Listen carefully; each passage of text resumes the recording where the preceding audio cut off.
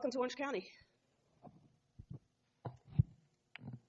As we have heard several times throughout the course of the jury selection proceedings, this is the case of the state of Florida versus Casey Marie Anthony. However, it is time to tell the story of a little girl named Kaylee. This isn't just a case about Casey Marie Anthony. It's a story about Kaylee Anthony as well. Kaylee Anthony was born on August 9th of 2005. It was a Tuesday. And Kaylee lived nearly every day of her life on a quiet residential street in Orlando called Hope Spring Drive. Her doting grandparents, George and Cindy Anthony, filled her room with toys and stuffed animals. Kaylee's room was decorated with every imaginable Winnie the Pooh item available. In the backyard of George and Cindy Anthony's home was every little girl's dream, a playhouse, complete with her own mailbox, with her name and street address fixed. Kaylee's grandparents, George and Cindy, moved to Orlando in 1989 from Eastern Ohio. They came here with their children, Casey Anthony, the defendant in this case, who was 3, and her older brother, Lee Anthony, who at that time was about 7 years of age. They moved from Eastern Ohio to the address on Hope Spring Drive and have been there ever since. George Anthony, a former police detective in Ohio, has worked a variety of security jobs here in Orange County, as well as some other types of jobs. Cindy Anthony, a nurse, has worked continuously in the medical profession, working her way up to a management position. When their 19-year-old daughter, Casey, told them in June of 2005 that she was pregnant, they were concerned, yet elated at the prospect of becoming grandparents for the very first time. George and Cindy Anthony committed to helping their daughter financially and with providing support to little Kaylee Marie that a loving and stable home could offer. After a brief maternity leave, Mr. and Mrs. Anthony, George and Cindy Anthony, believed that their daughter, Casey, had returned to a job that she once had at Universal Studios. George and Cindy Anthony believed that Casey Anthony was a hardworking, single young mother.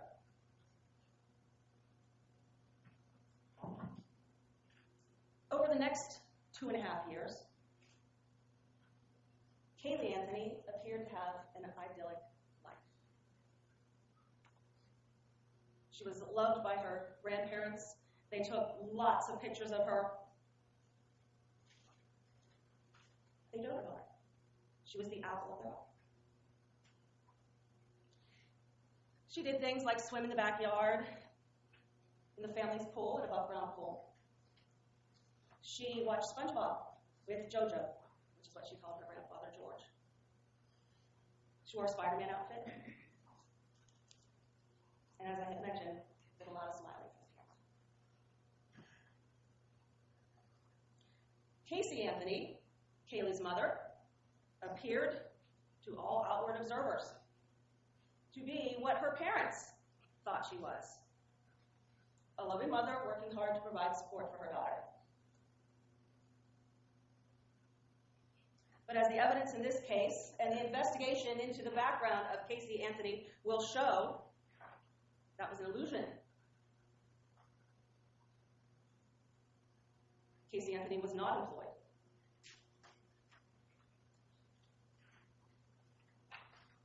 Casey Anthony, dressed in work clothes, had a universal ID, and went who knows where for 2 years after Casey Anthony was born.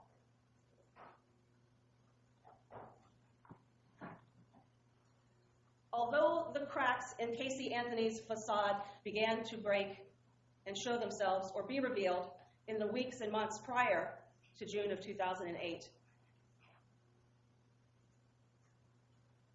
Father's Day, June 15th of 2008, started out as a typical Sunday in the Anthony household.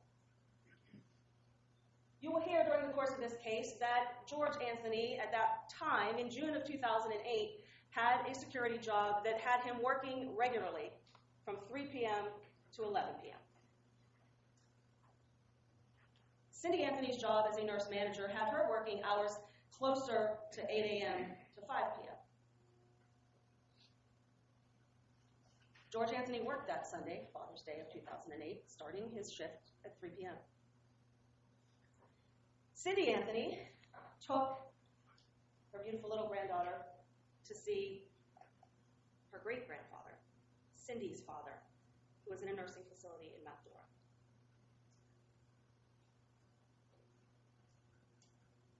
Cindy Anthony took her video camera and a still camera with her to record the events of Father's Day of 2008, June 15th.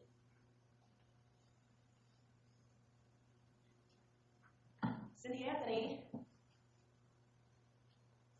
unknowingly, of course, at that time, took the last known photograph of her granddaughter, Kaylee Anthony.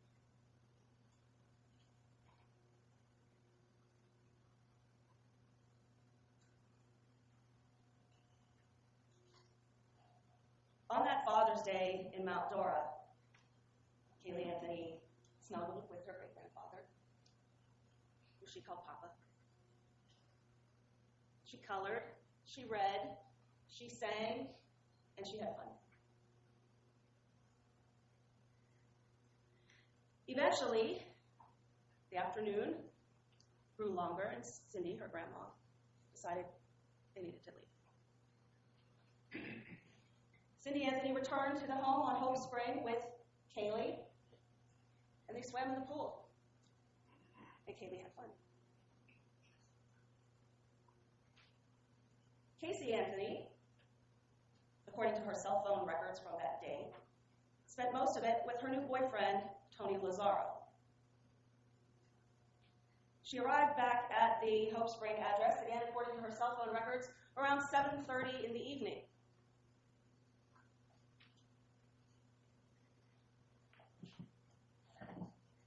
As I told you, George Anthony worked the 3 to 11 shift.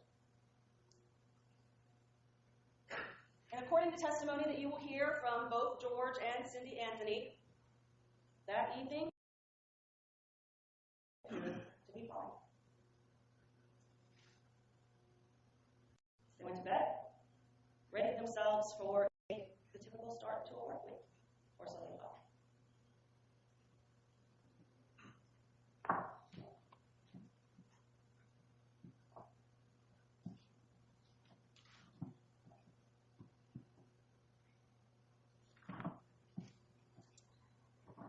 On Monday, June 16th, Cindy Anthony goes to work, as I've described, sometime between 7 and 8 a.m., and is out of the house until late evening. Until the evening. George Anthony, again, has to work the 3 to 11 shift and is up early, had breakfast with his granddaughter, Kaylee, and noted that his daughter, Casey, began to get ready for work around noon, shortly before. George Anthony specifically recalls that at 12:50 p.m. on June 16th of 2008, his daughter, Casey, left the residence on Hope Spring Drive with Kaylee Marie Anthony. Kaylee was wearing a pink shirt, jean shorts, sunglasses, and a backpack. And Jojo, George Anthony, kissed his granddaughter goodbye and never saw her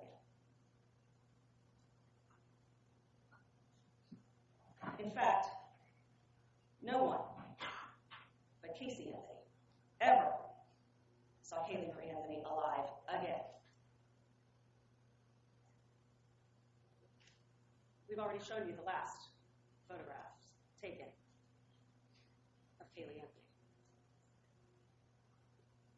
The next time a photograph is taken of Kaylee Anthony is on December 11th of 2008.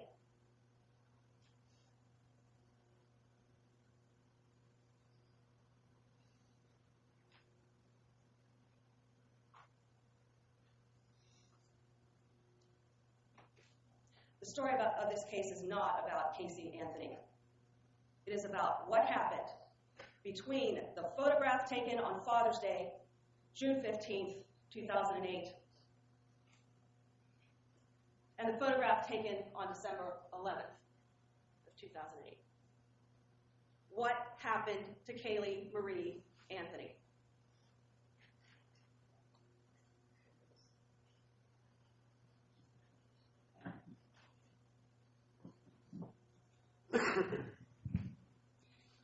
You will hear during the testimony in this case that no one had any idea anything had befallen Kaylee Marie Anthony until July 15th of 2008. How can that be? What happened between June 16th and July 15th? Where was Kaylee Marie?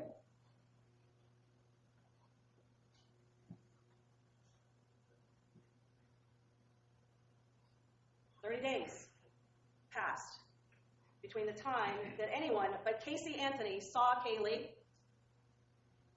and when she was reported missing by her grandmother, Cindy Anthony. So what happened?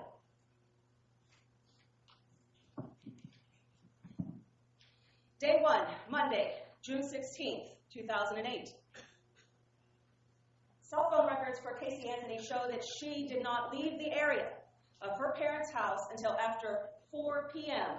that day, despite the fact that her father saw her leave the residence at 12:50. When she leaves, she tells her father, George, that she's going to spend the night with Kaylee with a babysitter. She told her mother that she was going to spend the night with a babysitter by the name of Zanny. You will learn during the testimony and evidence in this case, there is no Zanny. Like Casey Anthony's job, Casey Anthony's babysitter was a figment of her imagination. There is no Zanny. So when Casey Anthony appears on a surveillance video at the Blockbuster with her boyfriend, Tony Lazzaro, on the night of June 16th of 2008 at 7:54 p.m., where is Kaylee Anthony?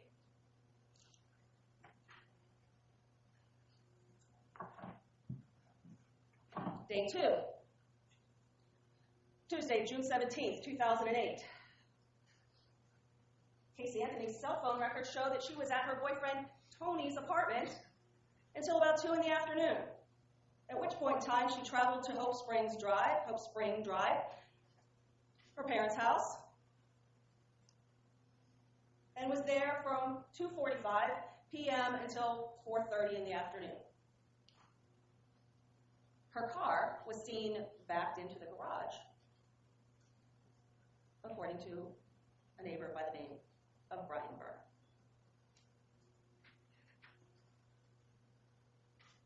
Brian Burr didn't see Kaylee Anthony. Again, Casey Anthony told her mother, Cindy, that they would be spending the night again with Zanny.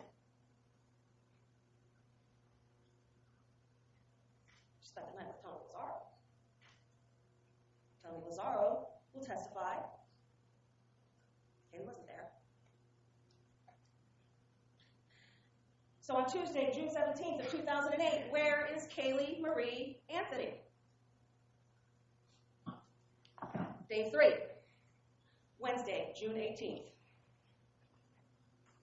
Again, cell phone records established that Casey Anthony was in the area of Tony Lazzaro's apartment until about 12:30 in the afternoon. From 12:30 until 1:15 or so, Casey Anthony is attempting to call the house or her parents. Brian Berner, the neighbor, sees Casey Anthony again. Backs her car into the garage. And at about 1:30, 2:30 in the afternoon, asks Brian Berner if she can borrow a shovel. He will testify that she had the shovel for maybe an hour or so and returned it. He didn't notice anything unusual about its condition. George Anthony worked that day from 3 to 11 p.m. Cindy Anthony, again, inquiring about the whereabouts of her granddaughter, who had spent no more than a day away from her grandparents' home in her life. Casey Anthony told Cindy, her mother, that she was going to be at a conference in Tampa for work, and that Kaylee would be with Zanny and 2 other people, Juliet and Annabelle.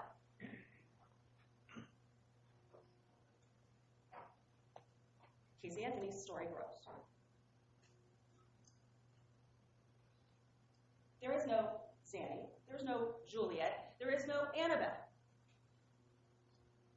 Casey Anthony spent Wednesday, June 18th with Tony Lazzaro that night.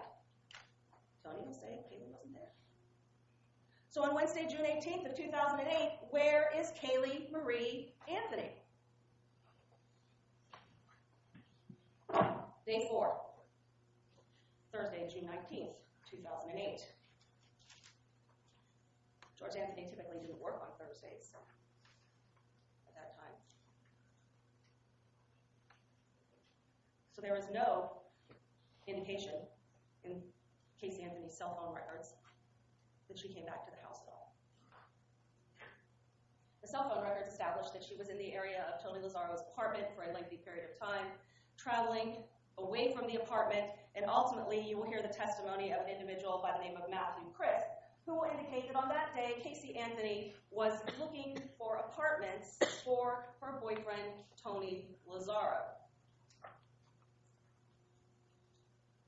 Matthew Crisp and Tony Lazzaro didn't see Kaylee Anthony that day. Casey Anthony was back at Tony Lazzaro's apartment by 9 o'clock that night. Kaylee Anthony wasn't.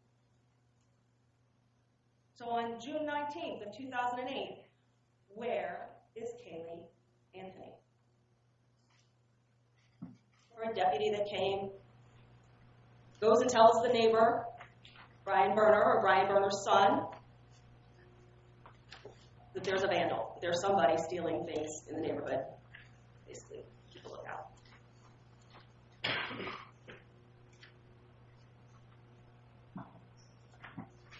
While George Anthony may have normally been at work that day, he ended up having an interview for another security job at 6:30 that evening, so he was at home. And at about 2:30, Casey Anthony shows up. No Kaylee. No Tony. Just Casey in her white Pontiac Sunfire.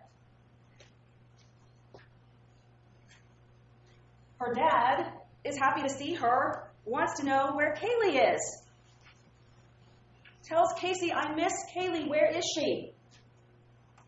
I'd like to see that little girl. We miss her. And Casey Anthony dismissively says, I have 10 minutes, I have to get back to work. George Anthony has an idea that the missing gas can may be in his daughter's possession. So he tells her he needs something from her car. and that he's going to go get it out of the trunk.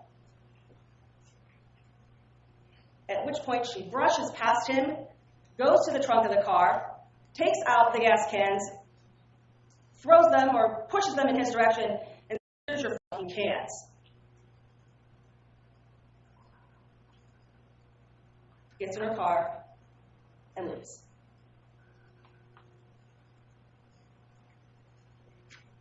Immediately starts calling her mother about it. On that day as well, you will hear from the testimony of another of Casey Anthony's friends by the name of Troy Brown, who received a Facebook message from Casey Anthony that she hasn't been at her parents' house for the last 9 days because of trauma.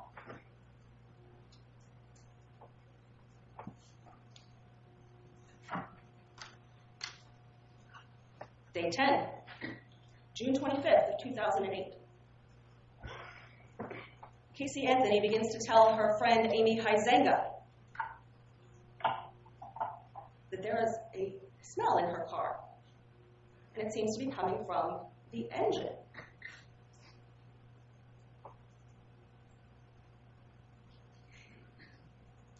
Cindy Anthony, as you might imagine, continued to ask for her granddaughter, and was told, "We're still at the hospital."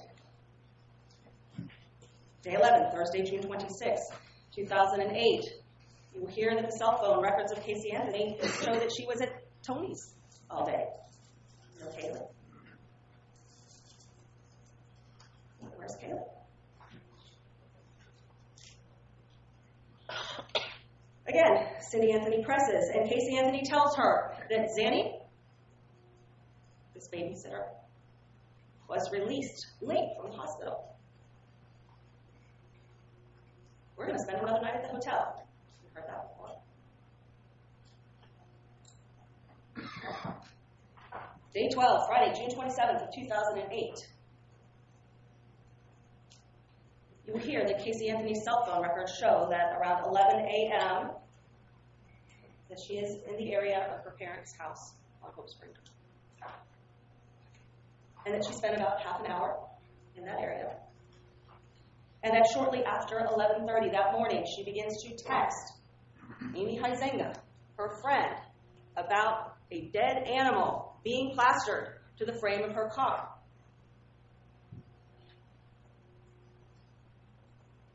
Within minutes of that text, Casey Anthony's white Pontiac Sunfire runs out of gas again. This time, at an Amscot on University Boulevard in Orlando, next to a dumpster. And so you will hear that Casey Anthony calls Tony Lazzaro, her boyfriend, to come get her. He does. And when he does, she has with her what appears to be grocery bags full of either clothes or items from a refrigerator, someone's refrigerator.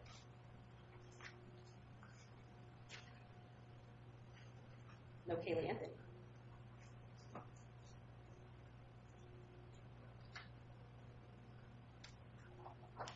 You will see that video was taken of Casey Anthony and Tony Lazzaro at a JCPenney's on June 27th of 2008 at 2:51 p.m. Tony will tell you that he thinks she bought some shoes. Because that night, they went back to Fusion.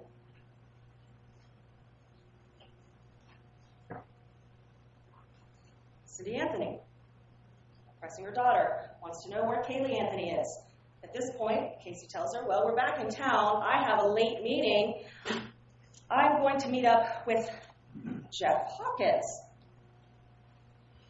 He's in Orlando, and we're going to stay with him at the Hard Rock Hotel."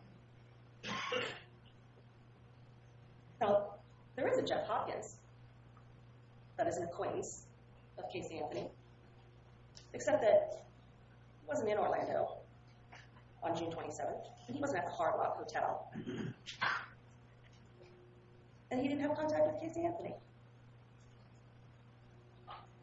Jesse Grunn, you will hear, is a former fiance of Casey Anthony who had contact with her that day. He inquires after Kaylee, and she tells Jesse Grunn she's with the nanny. Amy Huizenga inquires about Kaylee, and she tells Amy Huizenga that Kaylee is at the beach. So on Friday, June 27th of 2008, where is Kaylee Anthony?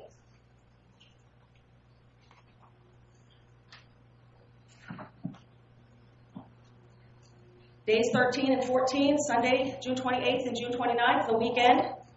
Again, Casey Anthony is telling her mother she's at the Hard Rock Hotel.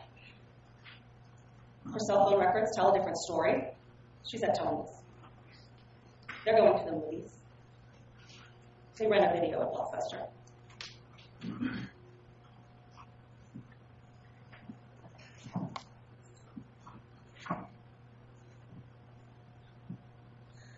Day 15, Monday, June 30th of 2008, Tony Lazzaro had a pre-planned trip to New York, where he's from. So Casey Anthony takes him to the airport, and he allows her full use of his car. Hers is still at the Amsco, where it's been since Friday, next to the dumpster. But not for long. The manager at Amscot, you will learn, called the tow company, because this car is sitting in their lot next to the dumpster, and no one's come to claim it or get it or say anything about it.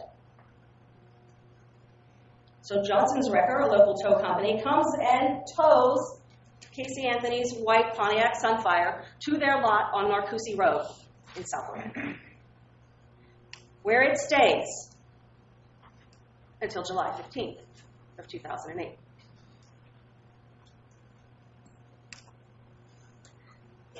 On June 30th, while Casey Anthony is in Tony's car and her car is being towed to Johnson Wrecker, she goes to Target with Amy Huizenga and is captured on video from Kaylee Anthony. She goes to the JCPenney's at Fashion Square Mall.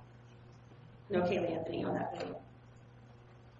She's back at Target before 9 o'clock that night. No Kaylee Anthony.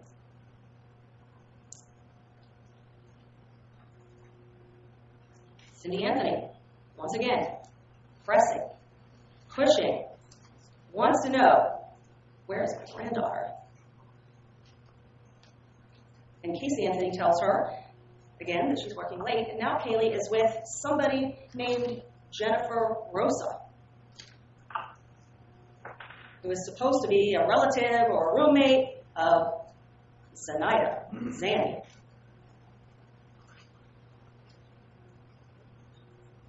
And you will hear that Casey Anthony tells her mother, we're going to be staying with these people until July 3rd.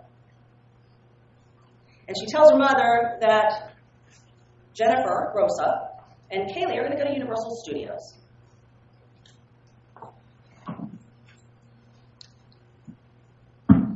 You will hear from the testimony in this case that the week of June 30th of 2008, all the way through the 4th of July weekend, Cindy Anthony was on vacation. And being on vacation, she wanted to spend time with her granddaughter, Kaylee, who at this point she has now not seen for over 2 weeks. So on Tuesday, July 1st, day 16, Cindy Anthony begins to insistently call Casey. On July 1st, with her boyfriend, Tony, now in New York, Casey Anthony doesn't have a place to stay. She's been staying with Tony for the last 2 weeks. So at 9 o'clock in the morning or so, she shows up at the apartment of her former fiancé, Jesse Grunn, to take a shower. By 4 or 5 that afternoon, she's back at a JCPenney with her friend Amy. That evening, there are multiple calls from the Anthony household to Casey Anthony's cell phone trying to get a hold of her. You will learn that on that date, Casey Anthony went to the Ale House, which is a restaurant bar here in Orlando, with some guy friends she has. Cindy Anthony begins texting about where's Kaylee. And Casey Anthony tells her that Kaylee's at the park with this Jennifer Rosa. This pattern continues into Wednesday, July 2nd, day 17, where there were multiple attempts to call Casey Anthony from the Anthony home on Hope Spring. When Amy Huizenga asks Casey Anthony, "Where's Kaylee?" she tells her she's with an Amy. And while all of that is going on around Casey Anthony, she makes an appointment to get a tattoo. She goes to Ross to buy some clothes or shoes. She goes to a nightclub called Voyage, another one called Mako, and then ultimately spends the night at Amy and Amy's roommate Ricardo's apartment. You will hear from the testimony and the evidence in this case that on day 18, Thursday, July 3rd, Cindy Anthony has had about enough of this. Again, she's on vacation. She's making multiple calls to Casey Anthony. Since Casey had said Kaylee's going to be at Universal Studios at a character breakfast, Cindy gets in her own car and drives to Universal Studios.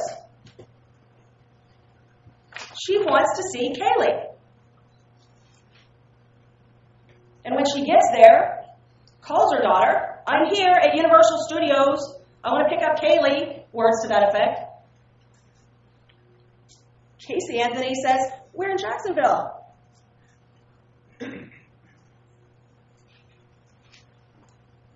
Jeffrey Hopkins, the guy that we were at the Hard Rock with, well, he's from Jacksonville, so we're going to hang out in Jacksonville for a while. You'll hear from the testimony, Cindy Anthony is beside herself. That night, Cindy Anthony creates a MySpace page that she titles, "My Kaylee is Missing," and writes a paragraph or more about her thoughts and feelings for Kaylee was missing.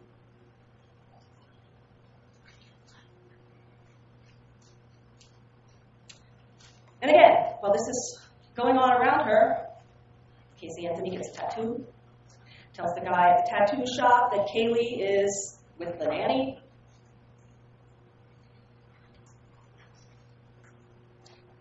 Sends a text to her ex-fiance, Jesse Grund, that if my family tries to contact you, tell them nothing. They're basically crazy.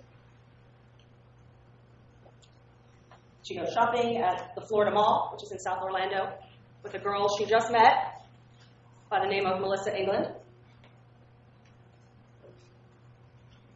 while somebody at the Anthony home is trying to call her, trying to find her. Eventually, at about 8 o'clock that night, somebody at the Anthony home, Cindy, you will hear from the testimony, contacts her son, Casey Anthony's older brother, Lee.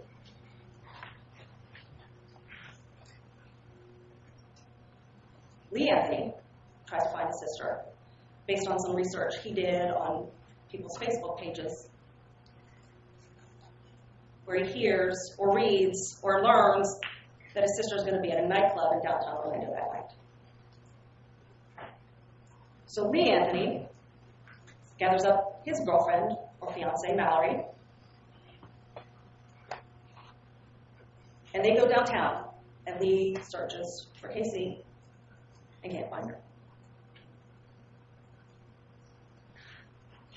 During this process, Lee Anthony had sent a message or called Annie Downing, one of Casey Anthony's friends, who alerted Casey Anthony that her brother was looking for her. Casey Anthony, you will hear, got herself out of downtown Orlando.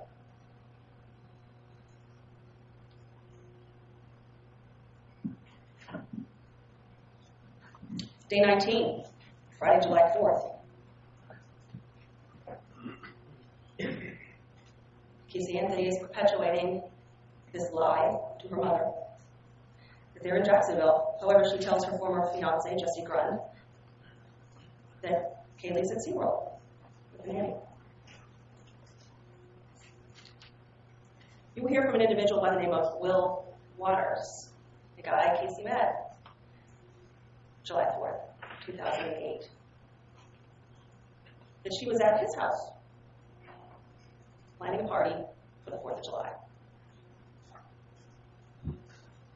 And they went to Lake Eola, which is in downtown Orlando, where they have an annual 4th of July fireworks display. And he took a picture. Casey Anthony having a good time on the 4th of July of 2008.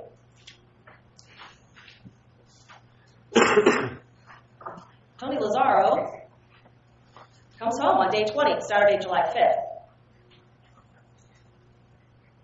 Before he arrives, Casey Anthony is captured on video with Will Waters at an IKEA here in Orlando. No Kaylee Anthony.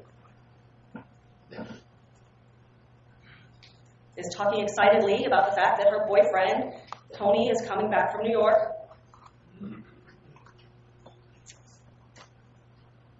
And goes to a place called Buffalo Wild Wings that night with Tony. In the meantime, she didn't forget to tell her mother that her car is now broken down in Jacksonville. And Jeffrey Hopkins is helping her get it fixed, and now we're not going to be back till July 12th. Another week. Buying time, the evidence will show. She tells Cindy that Kaylee Anthony is now staying with Jeffrey Hopkins' mother and Jeffrey Hopkins' son, Zachary. You will hear from Jeffrey Hopkins that none of that's true.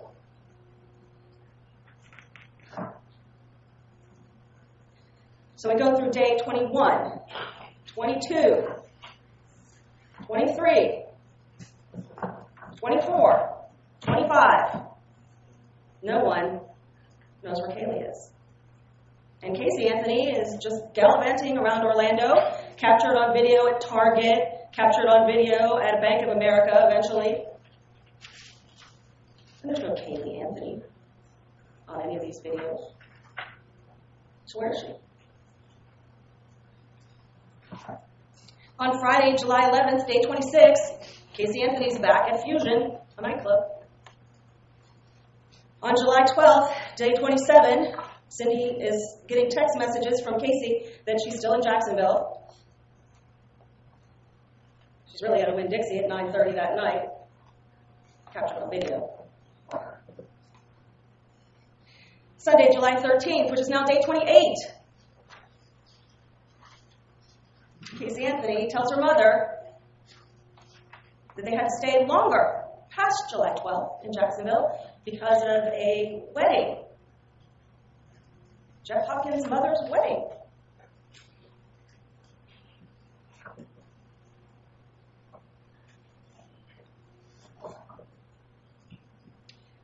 And finally, we get to day 30. Tuesday, July 15th of 2008. You will hear that over the weekend, George and Cindy Anthony were doing some yard work and had noticed that a letter had been placed in the front door. They had to go to the post office to retrieve whatever this item was. George Anthony was unable to accomplish or take care of that errand on July 14th. So on July 15th, he goes to the post office, retrieves this letter, and it's from Johnson's record. Although Casey Anthony had exclusive possession of the white Pontiac Sunfire, the car was titled in George and Cindy Anthony's name. And so when it was towed to Johnson's record, the record company eventually sent a letter to the registered owners. George and Cindy Anthony, here's where your car is. Come get it and bring cash.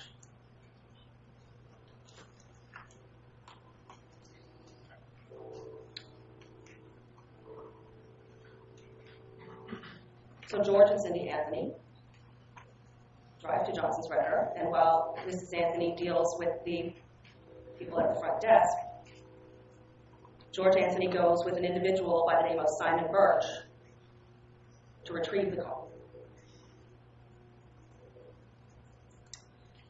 Along the way, George Anthony is telling Mr. Birch of these problems that the family is having, that he hasn't seen his granddaughter or his daughter for days.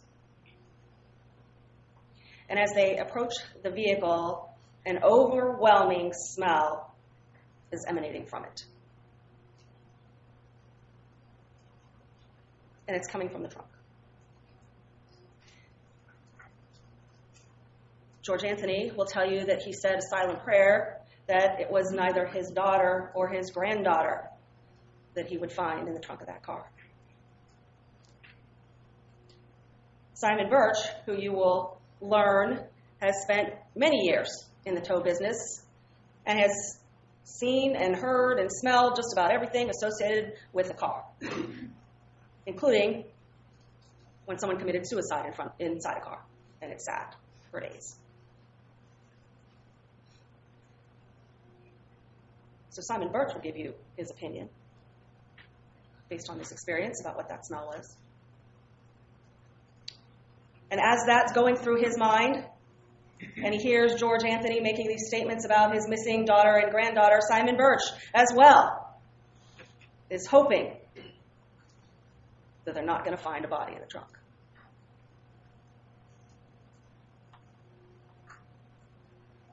And when the trunk is open, there's a bag of garbage inside.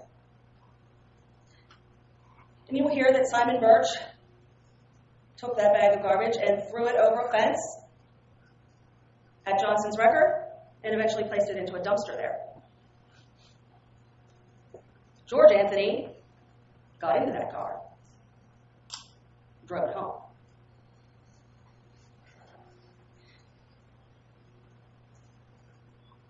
When Cynthia Anthony had her first contact with the car, her words to George Anthony were, "Jesus, what died?"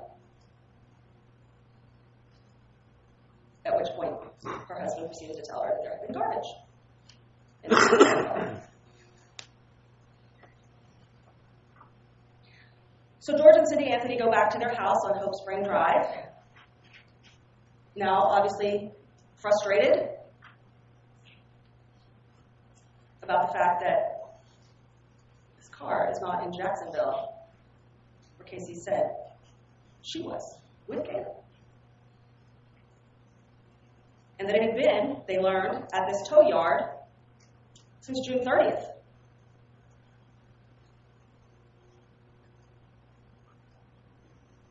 So they knew she was lying.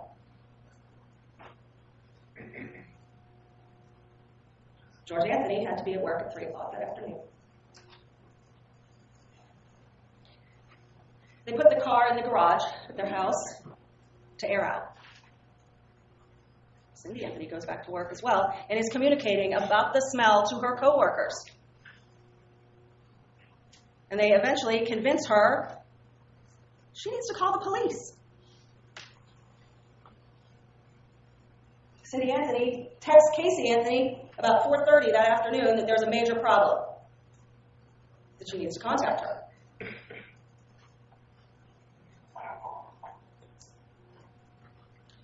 In the meantime, while all this is going on with George and Cindy Anthony, Casey Anthony is happily in her friend Amy Huizenga's car because days earlier, Amy had taken a trip to Puerto Rico.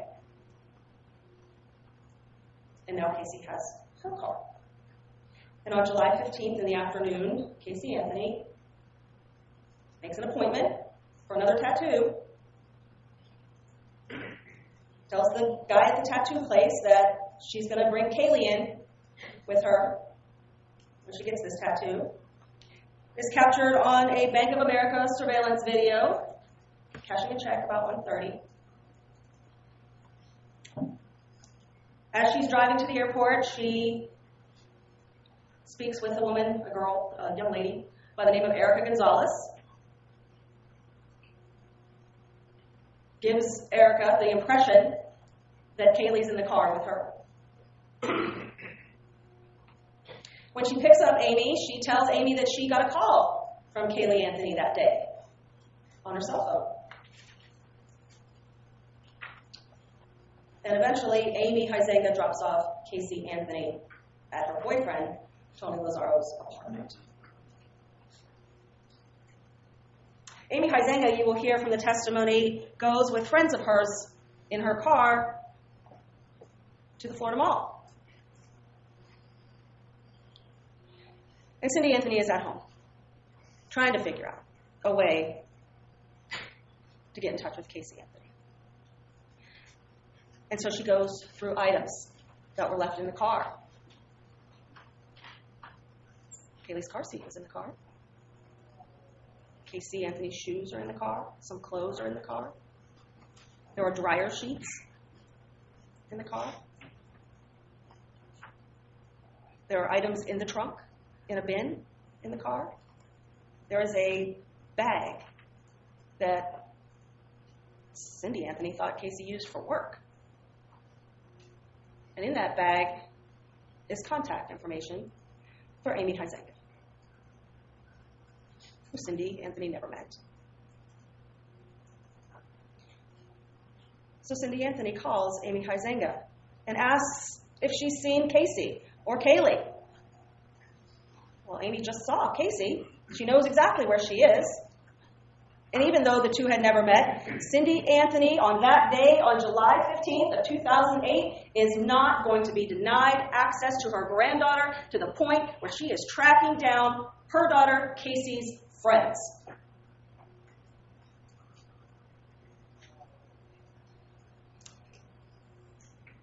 Despite some hesitation, and because of the sound in Cindy Anthony's voice, Amy Huizenga agrees to allow Cindy Anthony to come pick her up at the Florida Mall. And Cindy Anthony drives down there, gets Amy in the car, is telling her all about what's been going on. And Amy directs Cindy Anthony to Tony Lazzaro's apartment. Amy goes up to the door with Cindy behind her, knocks on it, and gets Casey Anthony out of there. Caylee Anthony's not there. Where's Caylee Anthony? You will hear that Cindy Anthony basically pulls Casey out of there without her phone, without her belongings, and she gets in the car. They drop Amy off, and at this point, Cindy Anthony is not going to be denied access to her granddaughter, who has now been gone for a month.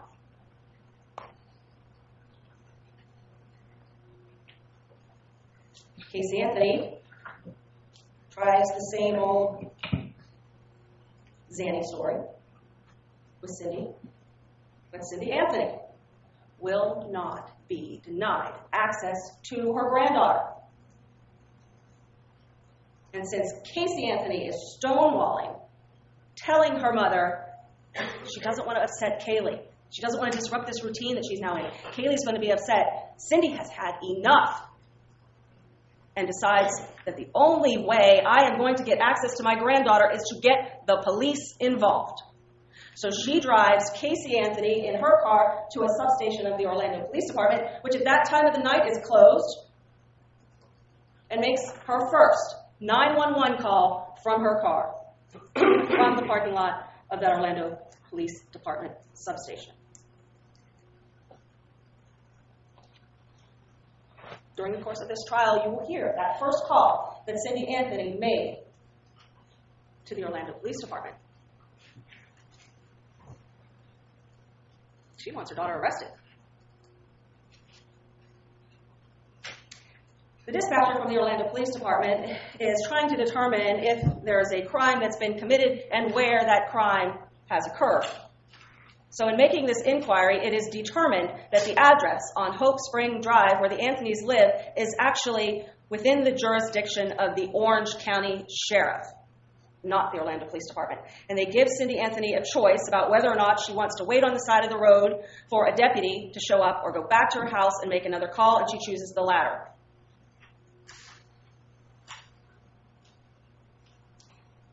During this exchange, and while there is some dead air between the dispatcher and Cindy Anthony, you can hear Cindy Anthony threatening to take Kaylee away from Casey Anthony.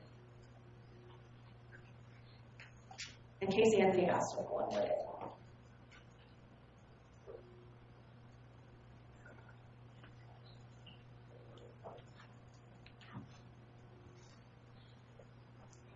You will learn that during this exchange, George Anthony, who's been apprised of some of this, not all of it, some of it, calls Lee Anthony, Casey's older brother, and says, "You need to get to the house." So Lee Anthony, who lives in the area, arrives at the house on Hope Spring Drive just before Cindy and Casey Anthony. And as they pull up, they get out, they rush in, he gets no information. There's the car in the garage. He notices himself that there is an overpowering smell, indescribable smell associated with that car. And as they all rush in the house, Cindy Anthony basically tells Lee to get information from your sister. She's not telling me anything. I want her to take me to Kaylee now.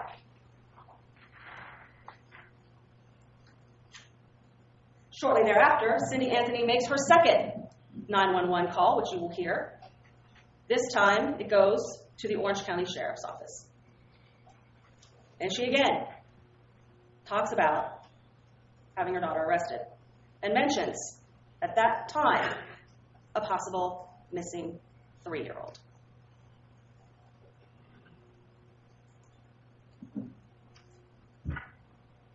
The dispatcher, in trying to get some information, elicits from Cindy Anthony that her daughter, Casey, will not tell her where Kaylee is.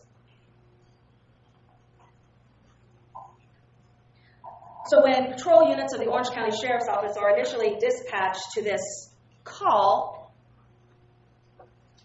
they're unsure whether or not this is a stolen vehicle call, is this some other theft call, is this a domestic incident? Because while Cindy Anthony is waiting, and it does take a while for the sheriff's office to arrive, based on the priority levels that they give calls, Lee Anthony is talking to Casey Anthony, who is now in her room. And Lee Anthony is trying to convince Casey Anthony to just take Mom, Cindy, to Kaylee. What's the problem? This is going to happen anyway. Why are you doing this? To the point where Lee Anthony eventually engages in what can only be termed as a role-playing episode with his sister, where Lee Anthony pretends to be the police officer and says, "Miss Anthony, good evening. I see that you're having a problem here with your mother. Why don't we just resolve this? You take us to the child and everything will be fine. We'll all go home. We'll all be happy."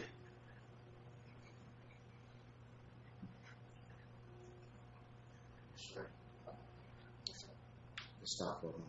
It's been going for about an hour and a half. Let viewers take a break. We're going to take a recess. Okay, ladies and gentlemen of the jury, we're going to take a 15-minute recess at this time. I'm going to ask you not to discuss this case among yourselves nor with anyone else. Please remember all of my previous admonitions. We'll be in recess for 15 minutes.